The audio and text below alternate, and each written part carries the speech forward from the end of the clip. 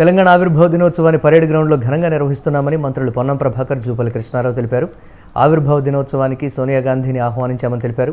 ఈ వేడుకల్లో ప్రతి ఒక్కరూ భాగస్వామ్యం కావాలని కోరారు.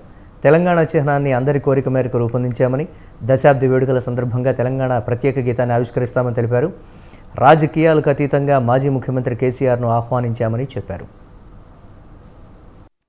నియంత్రిత వేదికగా మారినటువంటి పరిస్థితుల్లో మార్పు కోరుకొని ప్రజలు ఇలా తెలంగాణ రాష్ట్రాన్ని, ప్రజాస్వామిక తెలంగాణను, ప్రజల పాలన తెలంగాణను తెచ్చుకున్నటువంటి సందర్భంలో జరిగే వేడుకలు ప్రతి తెలంగాణ బిడ్డ ఉత్సాహంగా జరుపుకోవాలి, అందరూ భాగస్వాములు కావాలని, తెలంగాణకు ఒక గీతం ఉండాలని, ఆనాడు ఉద్యమానికి స్ఫూర్తినిచ్చినటువంటి గీతాన్ని రాష్ట్ర గీతంగా నిర్ణయించుకొని రేపు ఆవిష్కరించుకుంటున్న సందర్భంలో, అమరవీరుల కుటుంబాలను సన్మానించుకుంటున్న సందర్భంలో, తెలంగాణ ఉద్యమ స్ఫూర్తిలో పోరాడిన వాళ్ళందరినీ కూడా జ్ఞాపకం చేసుకోవడంతో పాటుగా రాబోయే భవిష్యత్ తెలంగాణ ప్రజల ఆకాంక్షకు అనుగుణంగా ఏ విధంగా ఉండాలో ఒక ఆలోచన తీసుకుపోయే విధంగా మరి రేపటి ఈ యొక్క ఆవిష్కరణ దినోత్సవాలు జరుగుతూ ఉన్నాయి.